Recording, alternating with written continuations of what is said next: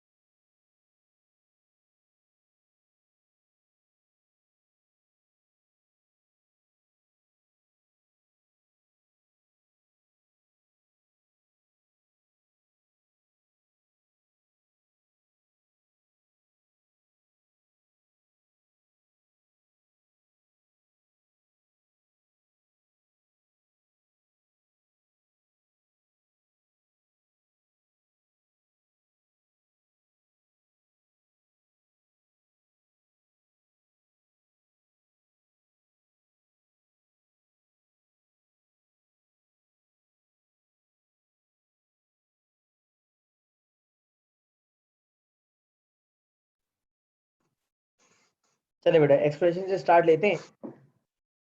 तो सबसे पहला कॉन्सेप्ट जो हमने डिस्कस करना है वो है इनवर्स ऑफ अ मैट्रिक्स। तो जैसे फंक्शंस में हमने कैसे इनवर्स देखा था कि अगर एक फंक्शन है एफ एक्स तो उसके इनवर्स फंक्शन को हम कहते हैं F inverse x.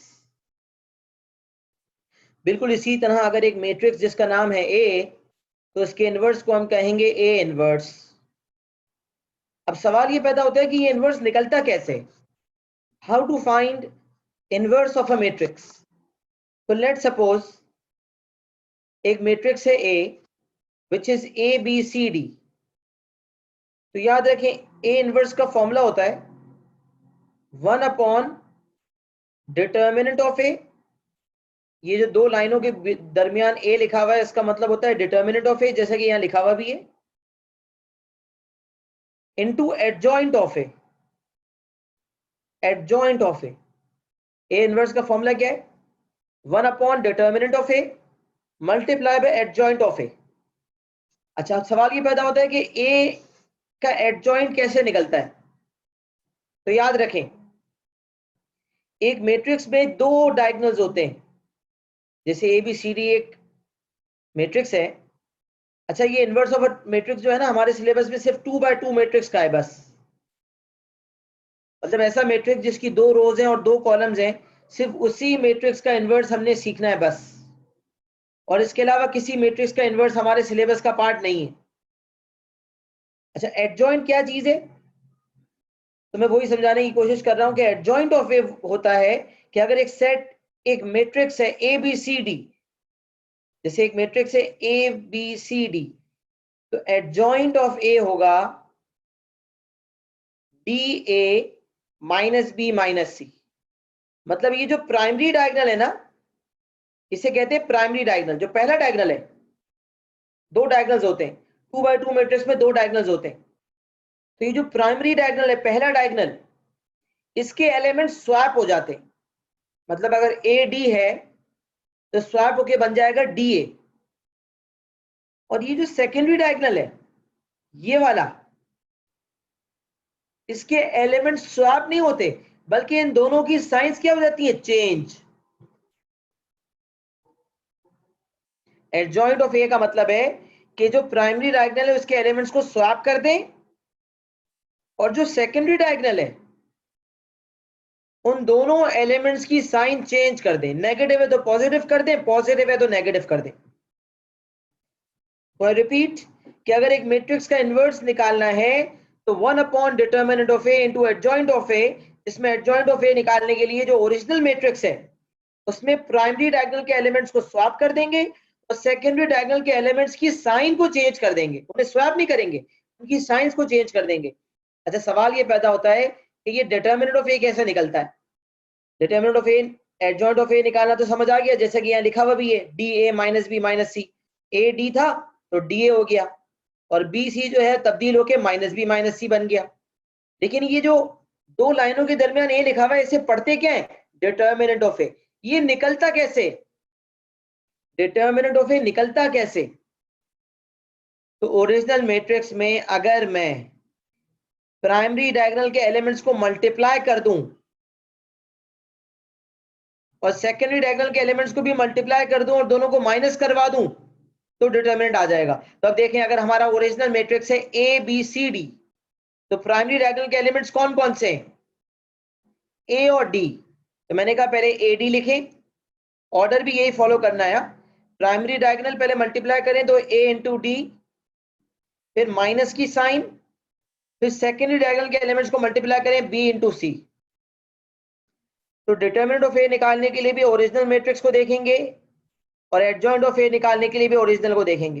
Determinant of A निकालने के लिए प्राइमरी डायगोनल के elements multiply minus secondary diagonal के एलिमेंट्स मल्टीप्लाई, और एडजॉइंट ऑफ ए निकालने के लिए प्राइमरी डायगोनल के एलिमेंट्स स्वैप और सेकेंडरी डायगोनल के एलिमेंट्स की साइन चेंज। अच्छा, इस बात को मजीद बेहतर अंदाज में समझने के लिए एग्जांपल देखते हैं। एक मैट्रिक्स दिया हुआ है, मैट्रिक्स ए विच इज 3 1 2 5, और कोई हमें कहता है कि ए इनवर्स निकालो। तो मैं सबसे पहले तो फॉर्मूला लिखूंगा भाई कि A inverse is equals to 1 upon determinant of A into adjoint of ए।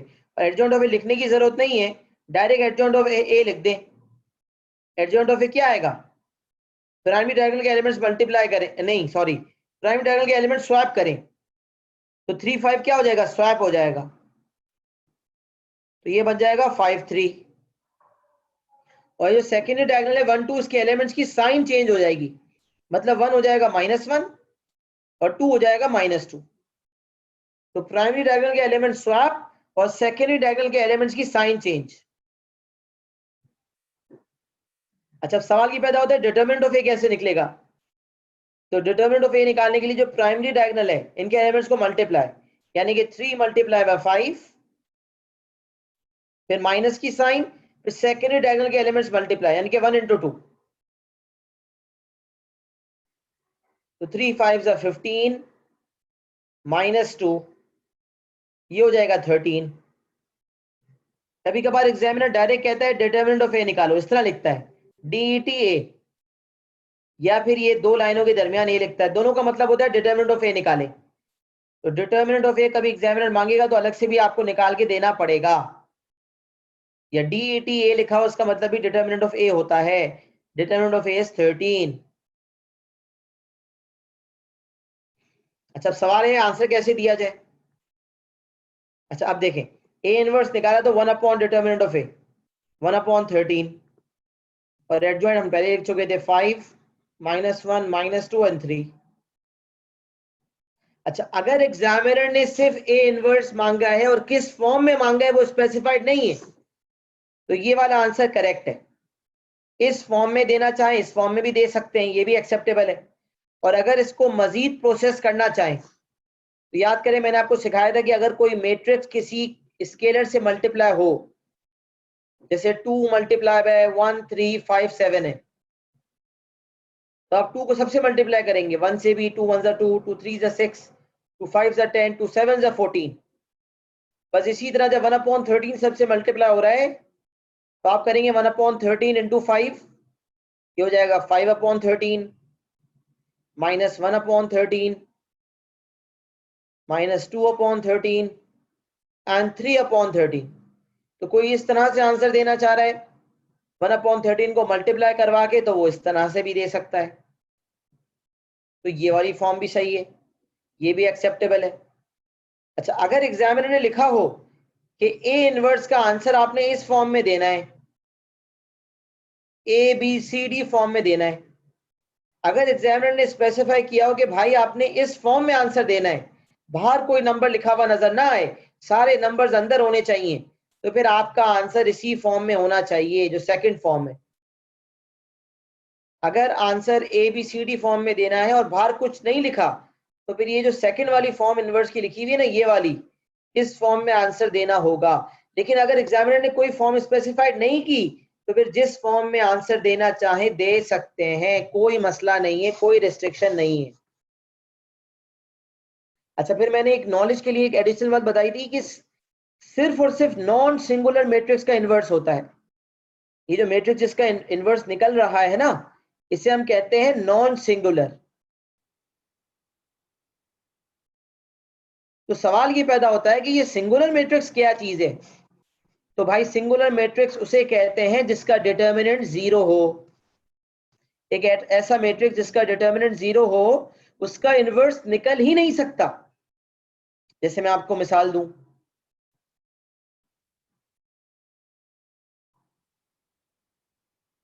अब ये मैट्रिक्स है 2 6 2 3 4 6। अब अगर मैं इसका डिटर्मिनेंट निकालूं ना, तो ये जाएगा 2 इंटू 6 -3 इंटू 4, तो ये हो गया 12 -12। डिटर्मिनेंट आपका आ गया 0। अभी एग्जामिनर बोले डिटर्मिन करो कि भाई इसका इन्वर्स है या नहीं, तो आप ये निकाल के चेक कर लें कि क्या उसका डिटर्मिनेंट 0 है या अदर देन 0 है। पॉजिटिव भी हो सकता है, नेगेटिव भी हो सकता है, 0 नहीं होना चाहिए। अगर डिटर्मिनेंट 0 हो, इसका मतलब उस मैट्रिक्स का इन्वर्स नहीं निकल सकता। अच्छा भाई, क्यों नहीं निकल सकता? क्योंकि ए इनवर्स का फॉर्मूला है 1/डिटर्मिनेंट ऑफ ए, और 1/0 जो है मैथ्स में अनडिफाइंड है। डालें कैलकुलेटर में 1/0। हमने कोऑर्डिनेट ज्योमेट्री में भी सीखा था कि 1/0 पॉसिबल नहीं है। In mathematics denominator can never be equal to 0। तो अगर आप एडजॉइंट लिख भी देते हैं, लेट सपोज 6 2 और -3 -4, तो मकसद इसलिए नहीं बनता क्योंकि 1/0 पे मैथ एरर आएगा। कैलकुलेटर पे चेक करें तो कैलकुलेटर 1/0 पे आपको मैथ एरर देगा। क्योंकि मैथ एरर आ रहा है, इसका मतलब यह है कि इस मैट्रिक्स का इन्वर्स निकल ही नहीं पा रहा। सही मैट्रिक्स इसका एग्जिस्ट ही नहीं करता। तो ऐसा मैट्रिक्स जिसका डिटर्मिनेंट 0 हो, उसे सिंगुलर मैट्रिक्स कहा जाता है। और सिंगुलर मैट्रिक्स इसलिए कहा जाता है कि उसका जो दूसरा पेयर है, यानी कि उसका जो इन्वर्स है, वो एग्जिस्ट नहीं करता। मैंने लिखा है नोट में, inverse of a singular matrix does not exist.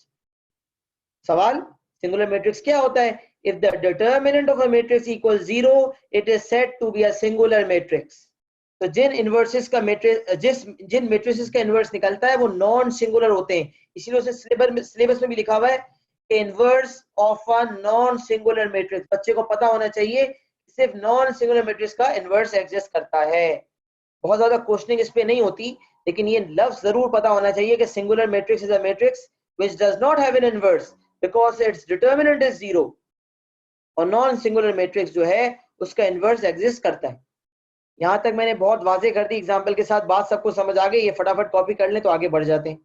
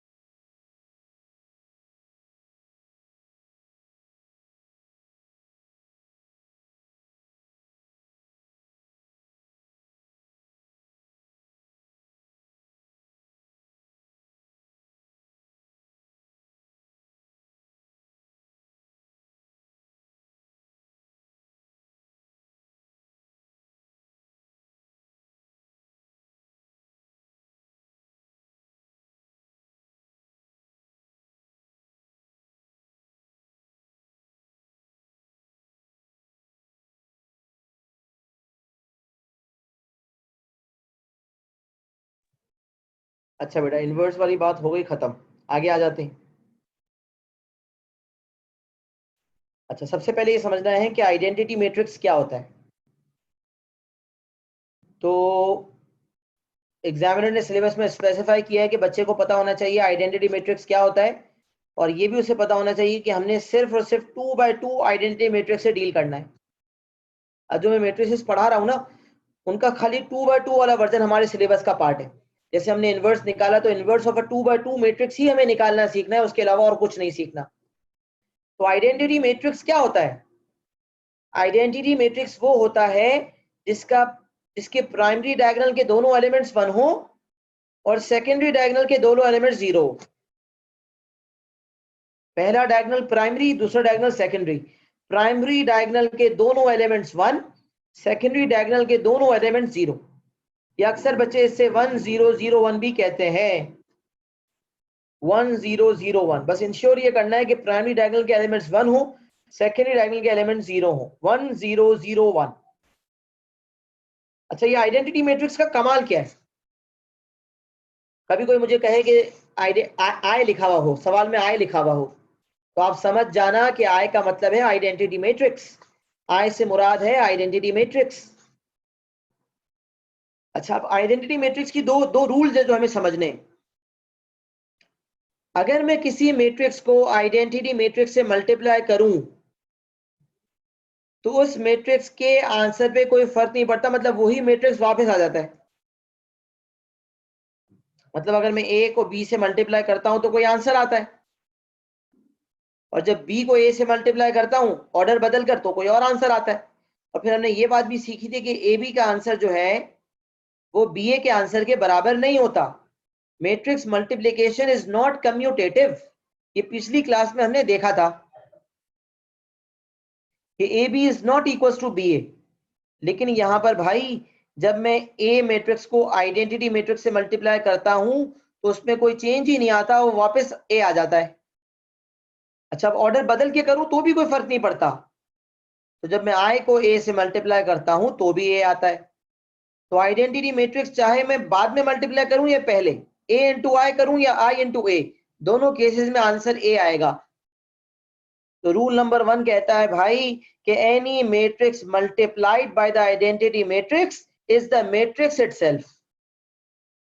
अगर किसी मैट्रिक्स को आइडेंटिटी मैट्रिक्स से मल्टीप्लाई किया जाए, प्री मल्टीप्लाई किया जाए या पोस्ट मल्टीप्लाई किया जाए, मतलब पहले आइडेंटिटी मैट्रिक्स हो या बाद में हो, वो ही मैट्रिक्स वापस आ जाता है। उस मैट्रिक्स के आंसर में कोई तब्दीली नहीं आती।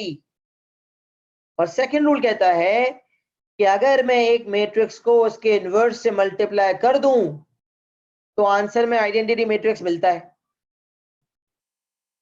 यानी कि अगर मैं ए इंटू ए इनवर्स करता हूं तो भी आइडेंटिटी मैट्रिक्स आता है, और अगर मैं ए इनवर्स इंटू ए करता हूं तो भी आइडेंटिटी मैट्रिक्स आता है। तो सेकंड रूल कहता है a matrix multiplied by its inverse is equal to the identity matrix. बाज़ औक़ात एग्जामिनर सवाल में टेस्ट करता है छोटा सा कॉन्सेप्ट, और हमें ये डायरेक्टली पिक करना होता है कि ए इनवर्स को जब ए से मल्टीप्लाई किया जाएगा, या बी को बी इनवर्स से मल्टीप्लाई किया जाएगा, या डी को डी इनवर्स से मल्टीप्लाई किया जाएगा, तो आंसर में आइडेंटिटी मैट्रिक्स आएगा। जब किसी मैट्रिक्स को उसके इनवर्स से मल्टीप्लाई किया जाता है तो आंसर में आइडेंटिटी मैट्रिक्स आ जाता है। तो पहला रूल क्या है? Matrix multiplied by the identity matrix is the matrix itself. A matrix multiplied by its inverse is equals to the identity matrix। Sir बात समझ तो आ गई है, लेकिन ऐसा लग रहा है कि याद करना पड़ रहा है। एक एग्जांपल क्यों ना करा के बता दें? बेटा सुने, एग्जांपल भी करवा देते हैं आपको। तो मैं आपसे कहता हूं एक मैट्रिक्स है भाई,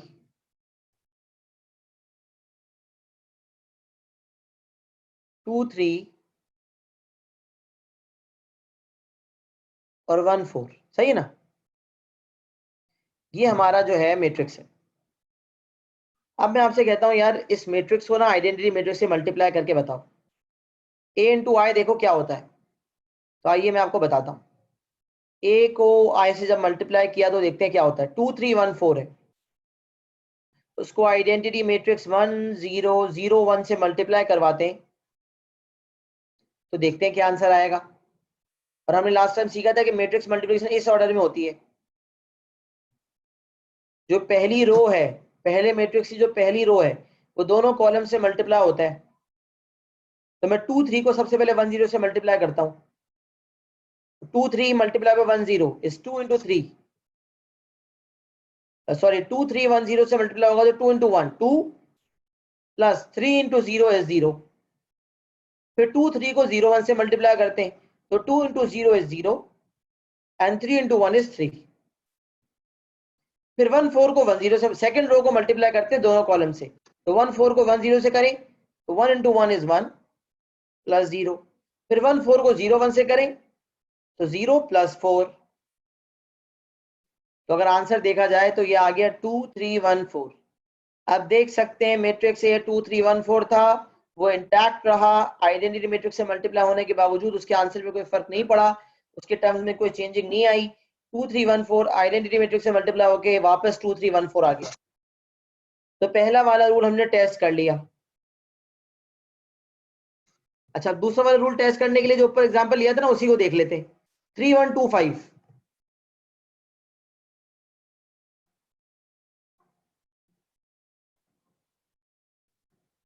मैट्रिक्स ए था 3 1 2 5 और इसका इन्वर्स आया था मेरे पास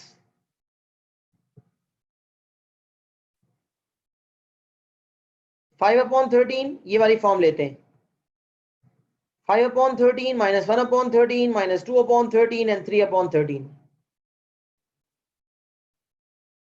5/13 minus 1/13 minus 2/13 and 3/13। सही है ना? ये हमारे पास इनवर्स आ गया जो ऊपर अभी हमने निकाला था। अब लेट्स ट्राई, ए को ए इनवर्स से मल्टीप्लाई करते हैं किसी भी ऑर्डर में तो देखते हैं क्या आइडेंटिटी मैट्रिक्स आता है या नहीं आता। चलिए let's try this out. 3 1 2 5 multiplied by 5/13 minus 1/13 minus 2/13 and 3/13। सही है भाई? चलिए लेट्स ट्राई। सबसे पहले 3 1 को मल्टीप्लाई करूंगा 5/13 और माइनस 2/13 से, ये पूरा जो है इस पूरे से मल्टीप्लाई होगा तो 3 into 5/13 फिर प्लस 1 into माइनस 2/13, ये हो जाएगा माइनस 1 into 2/13 हो जाएगा। अच्छा, फिर 3 1 को माइनस 1/13 और 3/13 से, तो ये हो जाएगा, इसको थोड़ा शिफ्ट मार देते हैं, हाँ तभी हो जाएगा 3 1 को मल्टीप्लाई करते हैं तो 3 इंटू माइनस 1/13 हो जाएगा माइनस 3/13 और 1 को 3/13 से कर देंगे तो ये हो जाएगा प्लस 1/13।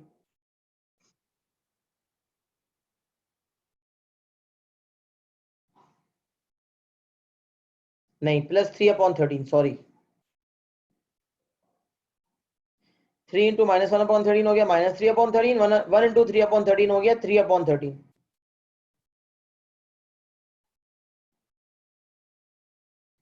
अच्छा, फिर 2 5 को करते हैं, 2 5 को 5/13 और माइनस 2/13 से करते हैं तो 2 5 10/13 हो जाएगा और 5 इंटू माइनस 2/13 हो जाएगा माइनस 10/13। फिर 2 5 को माइनस 1/13 और 3/13 से करते हैं तो 2 इंटू माइनस 1/13 हो जाएगा माइनस 2/13 और 5 इंटू 3/13 हो जाएगा प्लस 15/13।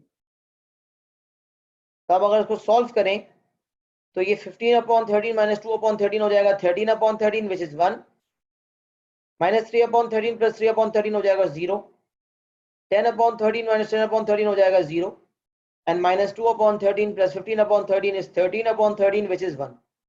तो आप देख सकते हैं कि जब मैंने मैट्रिक्स को उसके इनवर्स से मल्टीप्लाई किया तो हमारे पास 1 0 0 1 आ गया, जिसे हम आइडेंटिटी मैट्रिक्स के नाम से जानते हैं। लिहाजा दोनों रूल्स को मैंने एग्जांपल के साथ प्रूफ कर दिया ताकि आपके दिमाग में life time lesson, life time concept जहन में बैठ जाए कि भाई ऐसा होता है, वाकई ये होता है, रट्टा नहीं मारा, एग्जाम्पल के साथ देखा है। किसी भी मैट्रिक्स पे ये प्रूफ करना चाहे प्रूफ कर सकते हैं, कोई मसला नहीं है। कॉपी कर ले तो आगे बढ़ जाते हैं इंशाल्लाह।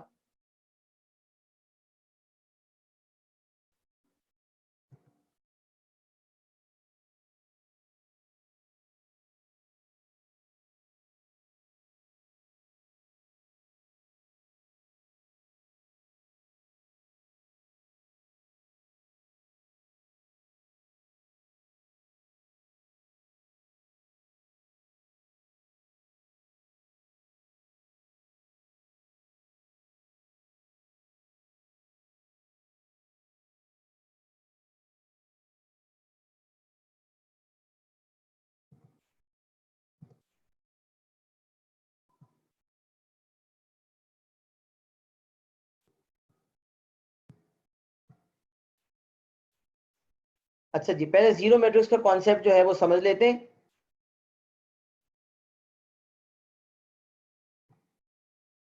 जीरो मैट्रिक्स होता क्या है?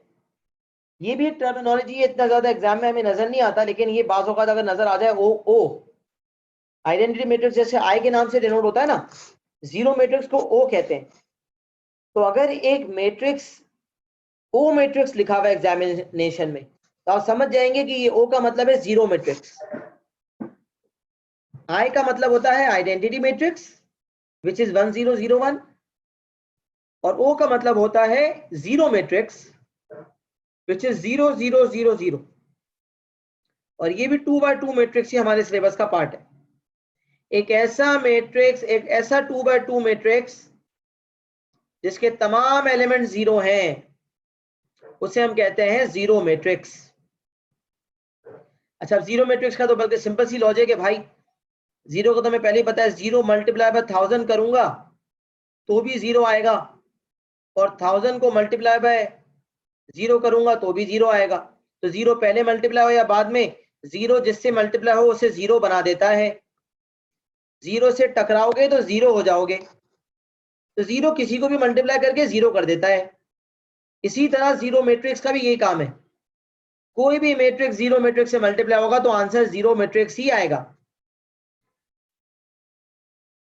Any matrix multiply by the zero matrix will give you zero matrix. कोई भी मैट्रिक्स जीरो मैट्रिक्स से मल्टीप्लाई होकर जीरो हो जाता है, सही है ना? तो ए इंटू जीरो कर दो, ए इंटू ओ कर दो तो ओ आएगा, या ओ इंटू ए कर दो तो भी ओ आएगा। तो ये छोटी सी एक बात है जो सिलेबस में हमारे स्पेसिफाइड है कि बच्चे को पता होना चाहिए जीरो मैट्रिक्स क्या है। तो वो मैं आपके सामने पेश कर दिया कि भाई जीरो मैट्रिक्स क्या चीज है। अच्छा, अब एक बड़ा जबरदस्त कॉन्सेप्ट जो है एग्जामिनेशन में आता है, और हमारे मैट्रिसेस का लास्ट कॉन्सेप्ट भी है जो हमें आपके सामने रखना है, जिसे मैं थोड़ा डिटेल में बताऊंगा। कि भाई हमें इस तरह का सिनेरियो दिया होता है, A X is equal to B. हमारे सामने मैट्रिक्स ए और बी होते हैं, और हमें मैट्रिक्स एक्स मांगा जाता है। पहले हम रूल समझ लेते हैं, फिर कोई एग्जाम्पल भी देख लेंगे। तो फाइंड एक्स, दोनों एग्जाम्पल्स हैं, अलग अलग करके समझाता हूं। A X is equal to B. अब जैसे let suppose 2x is equal to 8 होता है, तो अब x निकालने के लिए क्या करते हैं, 2 को क्रॉस मल्टीप्लाई कर देते हैं, तो 8 डिवाइडेड बाय 2 4 आ जाता है। यहां से आपका x का आंसर आ जाता है 4। लेकिन आप देखिए, मैंने मैट्रिक्स में एडिशन सिखाई, सब्ट्रैक्शन सिखाई, मल्टीप्लिकेशन सिखाई, डिवीजन नहीं सिखाई। मैट्रिसेस में डिवीजन नहीं होती, और ना हमें सीखनी है। मैट्रिसेस की एडिशन, सब्ट्रैक्शन, मल्टीप्लिकेशन मौजूद है, डिवीजन नहीं होती। तो अब अगर कोई मुझे कहे भाई ये ax इक्वल्स टू बी है, तो x निकालने के लिए b अपॉन a कर देते हैं, तो ये बात हजम नहीं होगी, क्योंकि b डिवाइडेड बाई a हो ही नहीं सकता। दो मैट्रिसेस की डिवीजन हमें आती ही नहीं है, और ना हमें सीखनी है, ना एग्जिस्ट करती है। तो जब दो मैट्रिसेस की डिवीजन एग्जिस्ट नहीं करती, तो फिर इस सवाल को करेंगे कैसे? तो भाई देखें, जब ax इक्वल्स टू b है, जब मैं a को वहां भेजूंगा, देखिए ax इक्वल्स टू b है ना, तो मुझे x का आंसर चाहिए, और जब x का आंसर चाहिए ना, तो मुझे a को वहां भेजना पड़ेगा। अब a को वहां डिवाइड तो कर नहीं सकता, तो फिर क्या करूंगा? तो फिर a को जब वहां डायरेक्ट भेजूंगा b के बराबर में, तो वो हो जाएगा a इनवर्स। जब ax इक्वल्स टू b है, और जब मैं a को वहां भेजूंगा, तो a वहां जाके इनवर्स हो जाएगा। लेकिन यहां मसला यह है कि a का जो इनवर्स है वो कहां लिखा जाएगा? क्या b के बाद लिखा जाएगा या b से पहले? तो मैं पहले पूरा प्रोसेस आपको बताता हूं। अगर मुझे a को गायब करना है ना, ax इक्वल टू b में a को हटाना है, तो सबसे पहला स्टेप लिखवाया जाता है प्री मल्टीप्लाई a इनवर्स। फिर मैं आपको शॉर्टकट भी बताऊंगा, पहले बहुत गौर से सुने इस गुफ्तगू को। अगर ax is equal to b है ना, तो आपने x के साथ जो a है उसे हटाना है। तो a ए को हटाने के लिए आपने उसे ए इनवर्स से मल्टीप्लाई करना होगा। Pre multiply both sides by A inverse. अच्छा, प्री और पोस्ट का क्या मतलब है? प्री का मतलब होता है पहले, पोस्ट का मतलब होता है बाद में। अच्छा, रियल लाइफ में हम प्री पोस्ट कहाँ यूज करते हैं? मोबाइल फोन में। प्रीपेड पोस्ट पेड, दो किस्म की सिम्स होती है ना, प्रीपेड पोस्ट पेड। क्या फर्क होता है दोनों में? प्रीपेड में ये होता है कि पहले हम बैलेंस डलवाते हैं, पहले हम पे करते हैं। प्री पे, पेमेंट पहले, इस्तेमाल बाद में। बैलेंस होगा तो कॉल कर सकते हैं। प्री पे। और पोस्ट पेड में क्या होता है? पहले आप आराम से पूरा महीना कॉल पे बात कर लो अच्छी तरह, उसके बाद महीने के एंड में क्या आएगा? बिल आएगा। तो पहले यूज कर लो, उसके बाद पे कर दो। तो प्री पे में पेमेंट पहले, पोस्ट पे में पेमेंट बाद में। तो प्री मतलब पहले, पोस्ट मतलब बाद में। तो क्योंकि ax इक्वल्स टू बी में x के साथ जब a हटाना है तो a x से पहले है या a x के बाद है? क्योंकि a जो है वो x से पहले है, तो उस a को हटाने के लिए a इनवर्स को भी पहले मल्टीप्लाई किया जाएगा, ना कि बाद में। तो pre multiply a inverse, pre multiply both side by a inverse. अब देखिएगा, पूरा प्रोसेस समझाऊंगा, उसके बाद शॉर्टकट बताऊंगा। ax इक्वल्स टू बी है, तो मैंने कहा क्या किया जाए भाई? तो मैंने कहा pre multiply both side by a inverse. ax equals to B था, b के पीछे भी a इनवर्स लग गया, और ax के पीछे भी a इनवर्स लग गया। कोई भी काम मैथ में अगर दो दफा किया जाए तो नेट इफेक्ट 0 होता है। तो मैंने प्री मल्टीप्लाई a इनवर्स किया दोनों साइड्स को। अच्छा, हुआ क्या? a इनवर्स इनटू a क्या होता है? ये तो हम जानते हैं, अभी हमने सीखा। Any matrix multiplied by its inverse is the identity matrix. तो a इनवर्स इनटू a क्या मिल जाएगा? I बन जाएगा। तो a inverse into a into x था, a इनवर्स और a मिला के I बन गया, खाली x बच गया यहाँ पर, और a इनवर्स भी यहाँ अपनी जगह रहा। अच्छा, फिर ix क्या होगा? तो रूल कहता है any matrix multiplied by the identity matrix is the matrix itself. Any matrix multiplied by the identity matrix is the matrix itself. तो जब मैं i को x से मल्टीप्लाई करूंगा तो आंसर तो x आ जाएगा। तो यहां बच गया x। तो ओवरऑल एंड में क्या हुआ? x is equal to a inverse b। तो अगर आप देखें तो ax इक्वल टू b किस में कन्वर्ट हो गया? x equal to a inverse b में। तो यहां से जो मैं शॉर्टकट कब से कह रहा था, वो शॉर्टकट क्या है कि अगर ax इक्वल टू b है और x के साथ जो a है उसे हटाना है, तो a को दूसरी तरफ शिफ्ट कर देंगे। जब दूसरी तरफ शिफ्ट करेंगे तो वो a इनवर्स बन जाएगा। अब सवाल ये पैदा होता है कि ये a इनवर्स जो है वो b के पहले आएगा, b से पहले आएगा, या b के बाद? तो जब ये सवाल जहन में आए तो ये सवाल पूछ लिया करें, क्या a ओरिजिनली x से पहले था या x के बाद? अगर a जो है वो x से पहले था, अगर a जो है वो x से पहले था, तो a का इनवर्स भी b से पहले होगा। और अगर ये a x के बाद होता, तो जो इसका इनवर्स है वो भी b के बाद आता। तो शॉर्टकट ये है कि अगर ax इक्वल्स टू b है और आपको x निकालना है, तो आप a को वहां भेजेंगे, और a को जब वहां भेजेंगे तो इनवर्स हो जाएगा। इनवर्स कहां लिखेंगे, पहले या बाद में? तो उसके लिए ओरिजिनल मैट्रिक्स a की पोजीशन देख लें, क्या वो पहले है या बाद में। अगर वो पहले है तो उसका इनवर्स भी वहां पहले, अगर वो बाद में तो उसका इनवर्स भी वहां बाद में होगा। अच्छा, इसी तरह x a equals to b।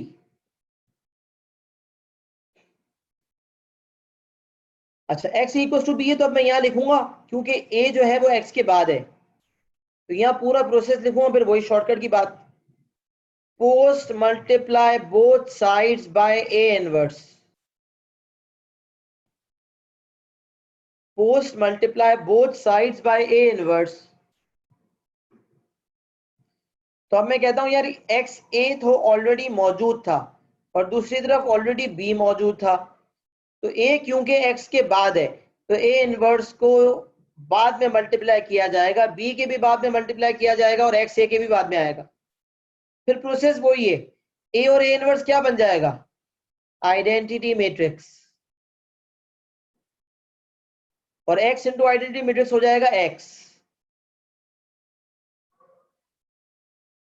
तो एंड में ये आ गया। तो यहां से शॉर्टकट भी डिराइव हो सकता है कि अगर X A equals to B है और ए को शिफ्ट करना है, तो क्योंकि ए एक्स के बाद है, तो वहां जब जाके ए इनवर्स होगा तो वो भी बी के बाद आएगा। तो जो मैट्रिक्स मूव हो रहा है, अगर वो पहले है तो उसका इनवर्स भी वहां पहले होगा, और अगर वो बाद में है तो उसका इनवर्स भी वहां बाद में होगा।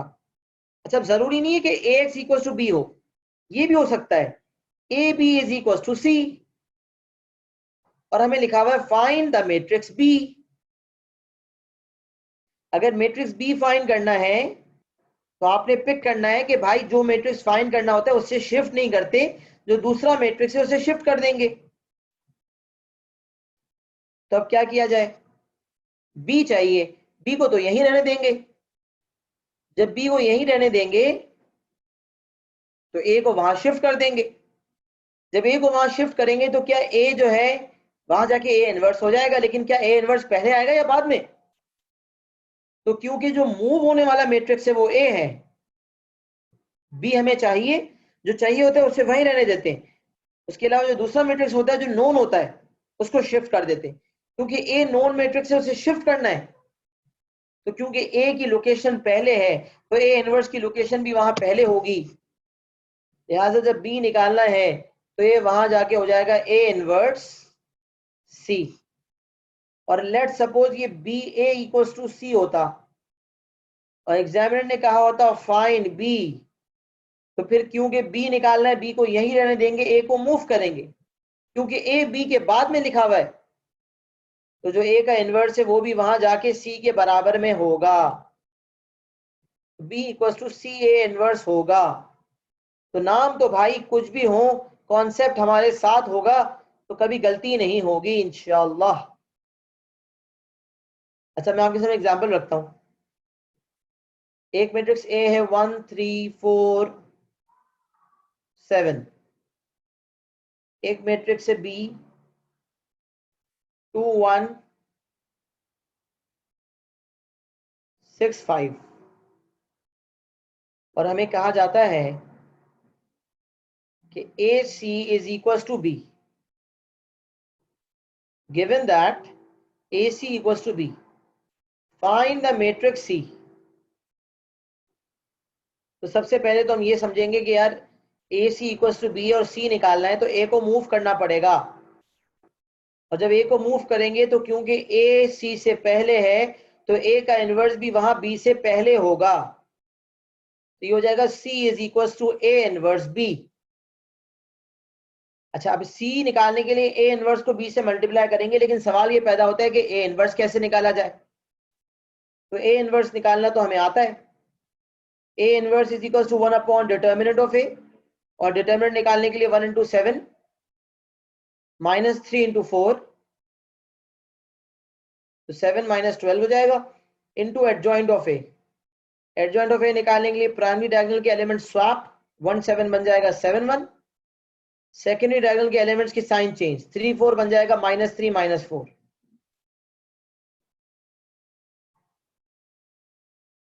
अच्छा, 1 upon minus 5 which is minus 1 upon 5 कह सकते हैं हम, 7 माइनस 3 माइनस 4 1, ए इनवर्स तो आ गया।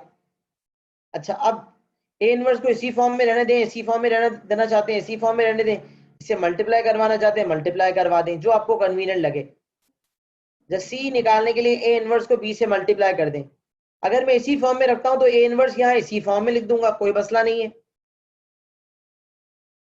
माइनस 1 अपॉन 5 को जब मल्टीप्लाई करता तो जिस तरह का मैट्रिक्स आता उसका एग्जाम्पल तो मैंने ऊपर आपको करवा दिया था ना। तो अब मैं ये अलग से करवाता हूँ कि अगर ये अलग से लिखा हुआ है तो आप इसको अलग ही रहने दें, कोई तो भी कोई फर्क नहीं पड़ता। ए इनवर्स इंटू बी करना है, ए इनवर्स से माइनस 1 अपॉन 5 7 माइनस 3 माइनस 4 1, और बी से मल्टीप्लाई करवाना है विच इज 2 1 6 5।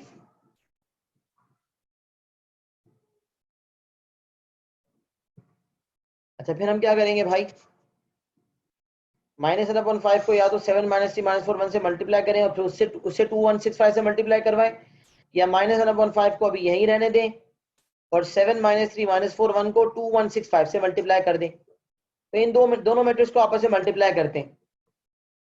तो 7 -3 को पहले 2 6 से करेंगे, पहली रो को पहले कॉलम से, 7 2 14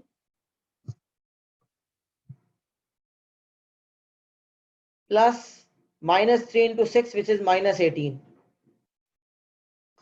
14 प्लस -18, फिर 7 -3 को 1 5 से करेंगे, तो 7 1 7 प्लस -3 into 5 is -15। पहली रो दोनों कॉलम से मल्टीप्लाई हो गई। अब दूसरी रो दोनों कॉलम से, तो -4 1 को 2 6 से, तो -4 into 2 -8 प्लस 1 into 6 is 6, फिर -4 1 को 1 5 से, -4 into 1 is -4 and 1 into 5 is +5। या -1/5 बाहर ही रहा, 14 -18 हो गया -4, 7 -15 हो गया -8, -8 + 6 हो गया -2, -4 + 5 हो गया 1। अच्छा, सी को इसी फॉर्म में रहना देना चाहते हैं, सी फॉर्म में रहने दें, लेकिन अगर एग्जामिनर ने लिखा है कि सी को आप इस फॉर्म में दें, ABCD फॉर्म में, तो फिर तो आपने -1/5 को जरूर व जरूर मल्टीप्लाई करना है। अगर ये इस फॉर्म में करने का नहीं कहता तो इसी फॉर्म में आंसर सही था। अच्छा, -1/5 को -4 से मल्टीप्लाई करें, माइनस माइनस प्लस, ये हो जाएगा 4/5, माइनस माइनस प्लस 8/5 हो जाएगा, ये हो जाएगा -2/5 और ये हो जाएगा -1/5। तो अगर ABCD फॉर्म में आंसर देना होता तो फिर आप ये वाला आंसर देते जो मैंने फाइनल आंसर दिया है। तो यहां से हमने ये सीखा कि भाई इस तरह की एग्जांपल जब एग्जामिनर देता है तो हमें कैसे निकालना है, और मैट्रिक्स में डिवीजन का कॉन्सेप्ट नहीं होता, मैट्रिक्स में सिर्फ और सिर्फ मल्टीप्लिकेशन का सीन होता है।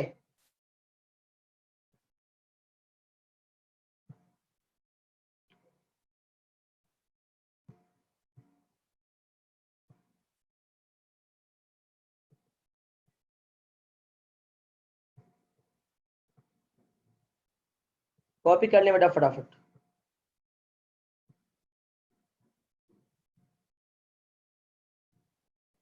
सॉरी, +2/5 गलती कर दी। -1/5 को -2/5 से मल्टीप्लाई करेंगे, इट वुड बी +2/5।